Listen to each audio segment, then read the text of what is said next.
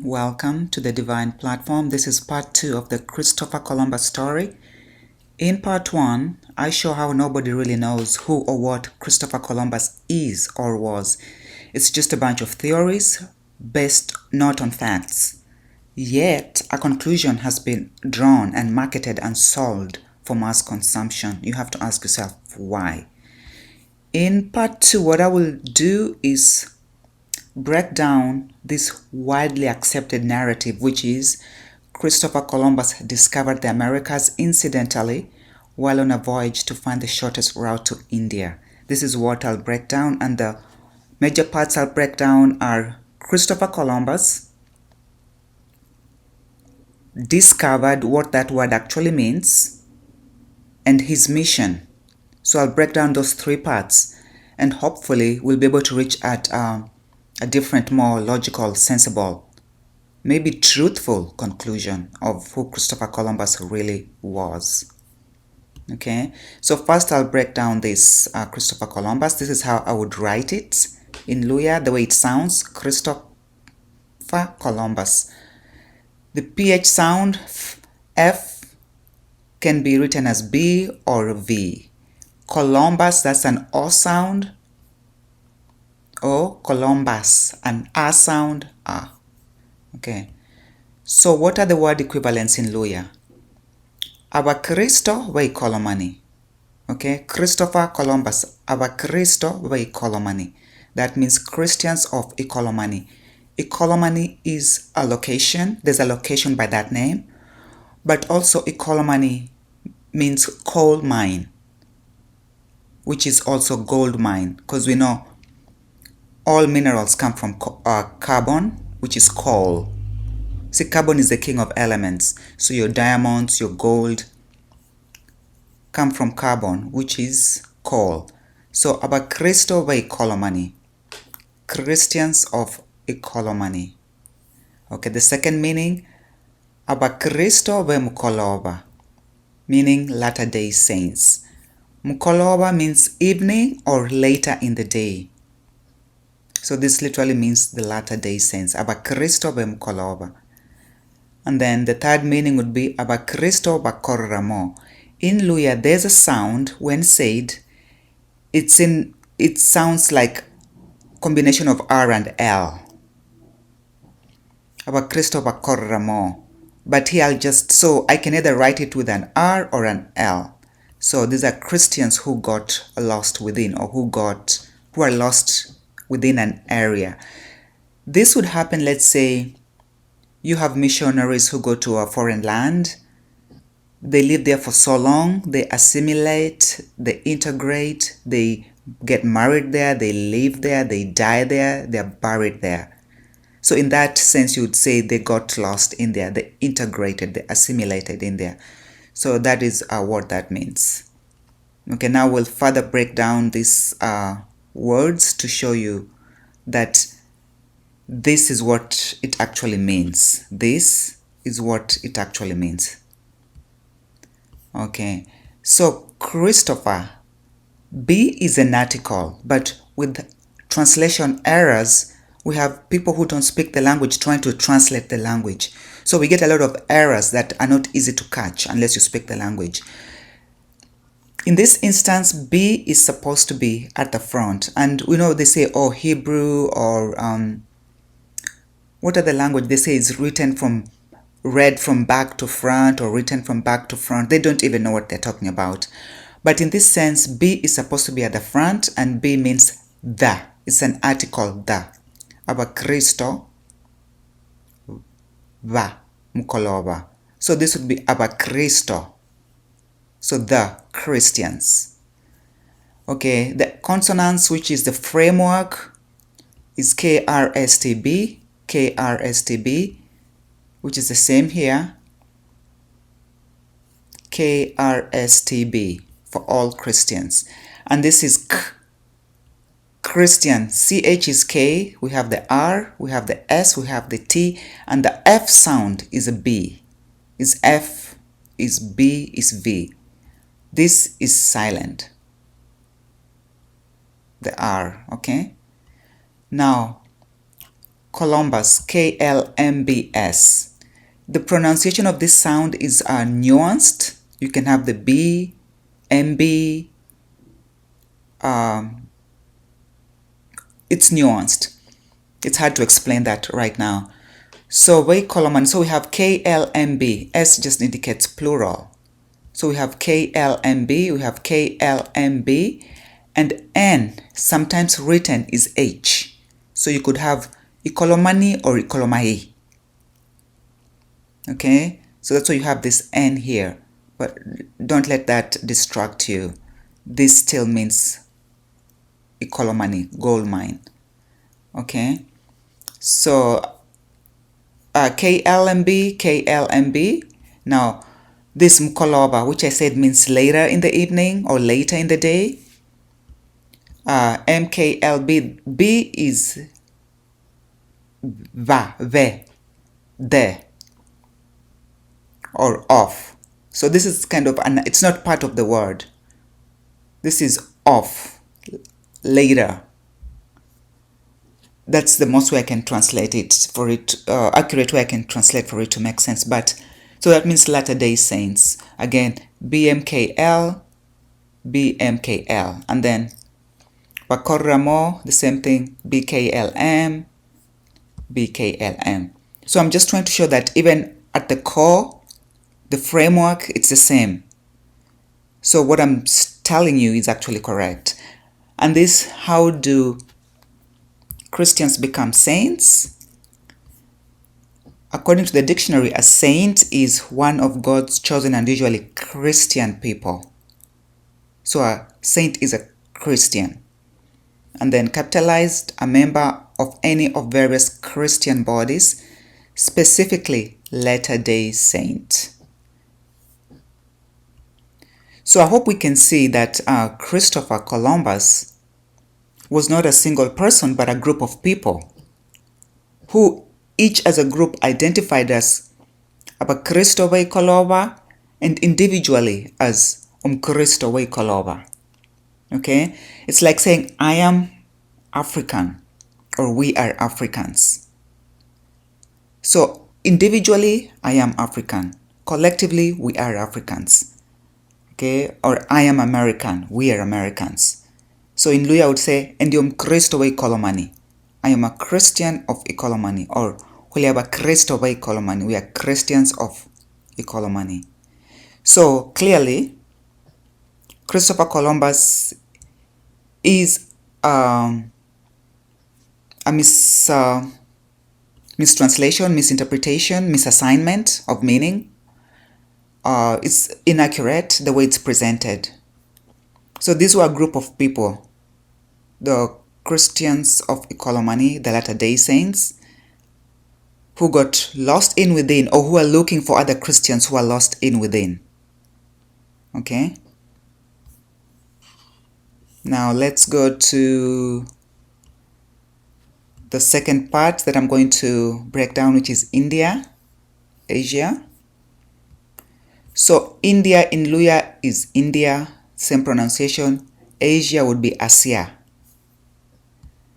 Okay, there are many words in Luya with India, and I'm going to go through each one of them. Inda is wealth. If I said Omuinda, that's a wealthy person, singular. Awainda, wealthy people, plural. Obuinda means wealth. Inda is a tummy or stomach, or if you're pregnant too, we say you have a tummy. Olinende Inda. Okay, Inda is a flea, which is a parasite. Inda, huinda means an effort or a strain. For instance, when you're giving birth, huinda to push the baby out, or when you're trying to lift something heavy, it's an effort. Huinda.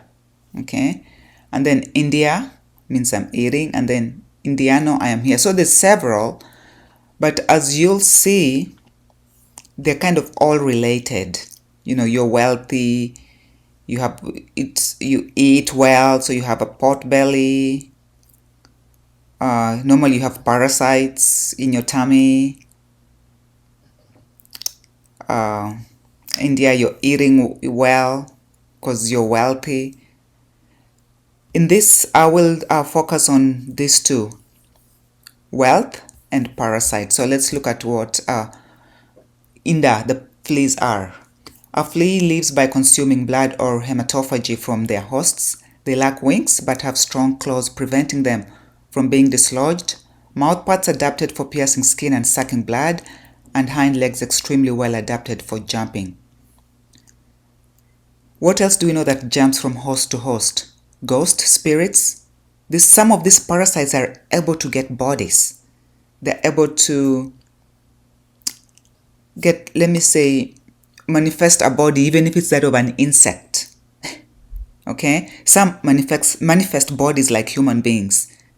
That's even more dangerous because you don't know it's, unless you have a discerning spirit, you don't know that it's a parasite. But some don't manifest bodies at all, but they still jump from host to host. But anyway, I'm just talking about fleas right now, and they're parasites. Like that. Okay, next let's look at Obwinda, the wealth part of it. And what is wealth? It's an abundant supply, it's a profusion, wealth, money, wealth, money, coal mine, gold mine, wealth, okay? Asia. Asia means to mill, that is to subject to an operation or process in a mill, such as to grind into flour, meal, or powder. Asya means going, but it's actually an act or instance of going. For instance, in a mill, the machine keeps on going and going and going as it's grinding the gold nuggets to extract the impurities before it's reconstituted into pure gold. Okay? So Asya, this is inside the grinding hall in a gold mine. So this grinding and grinding. So you see what Asya means. So we can already see that the wealth of Winda, Asya, the gold, Ecolomani, gold mine, already some of you can tell where I'm going with this. Okay. Now let's look at discovered.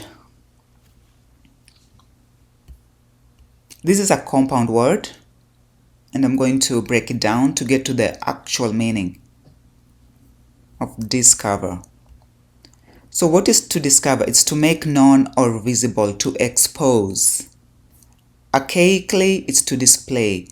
What I've found out in my research is that if it says archaic or obsolete, that is usually a more accurate definition of the word, especially as we are going back to the future. In this wake season, look at those archaic and obsolete words. Okay, so it says to make known or visible, to expose. And then it has display. What does display mean? Let's do expose first. What does expose mean? To deprive of shelter, protection, or care. To subject to risk from a harmful action or condition. So to deprive of shelter, like the tax shelters. See where I'm going with this? They have all these tax shelters in the Cayman Islands or in certain banks in Europe. Okay? What is exposed? To make known, bring to light. What is exposed? To disclose the faults or crimes of. So many of the people who put their money in those tax shelters, it's usually criminal money, crimes. Okay? So and exposing is to disclose, to open the vaults or the faults. You know? Do you get what I'm saying? Disclose is to open the vaults. Anyway, let's look at display. It's to put or spread before the view, to make evident, to exhibit ostentatiously. Obsolete means to describe. Let's look at that. Obsolete meaning. To descry is to catch sight of, to find out, to discover, to reveal. So it's just taking back to the same word. It's a revelation, exposure.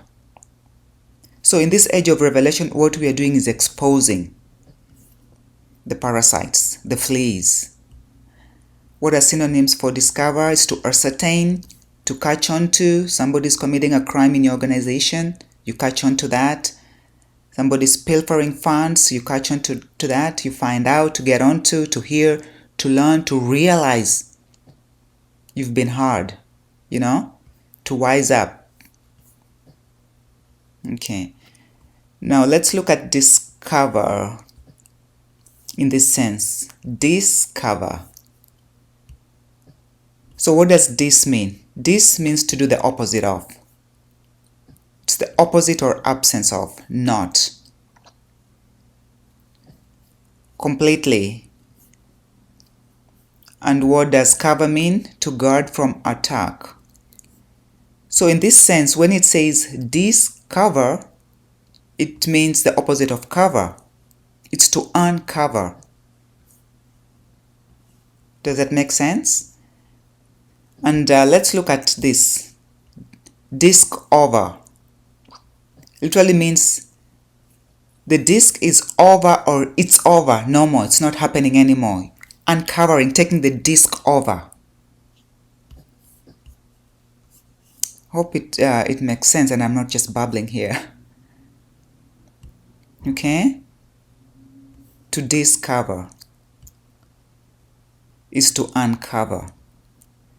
So I hope you understand that the Christians of Ikolomani, the Latter-day Saints, the saints who got lost in there, discovered, uncovered, exposed the serpents, the parasites, the pirates, the reptiles, Tsinda, who stole the wealth, Obuinda, after they broke up the land, the continent. These people were hiding in the Americas. Does it make sense? So these Christians of Ikolomani were after these parasites, Tsinda, who stole the wealth of Obuinda, and their goal was to discover it or to uncover it, to expose the serpents after they broke up the land. Does it make sense? Please watch Earth series, Earth as a Ship. I show how the land was broken up.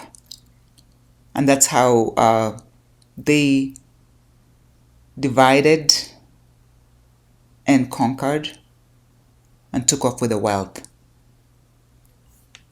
Okay, I hope that makes sense. Let's see what these guys have to say.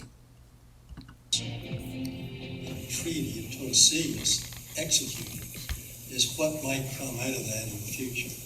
And if you put these two countries together, and this would fit, tuck up under this cape here they're finding, the first big thing they found was the gold mine at Mina. Exactly. And so not only were they getting that out of Africa, just exactly opposite on this side of the line of demarcation was appearing gold and silver in Brazil. In Brazil, exactly. So it all at one time perhaps was a continent that broke apart, and so you can see today the tremendous amount of raw material. Okay, so I hope this makes sense. So what they're saying is when they say Christopher Columbus discovered America on his way to find India, it's correct, but it's so inaccurate, it is so deceptive that it's impossible for somebody to just come into that conclusion.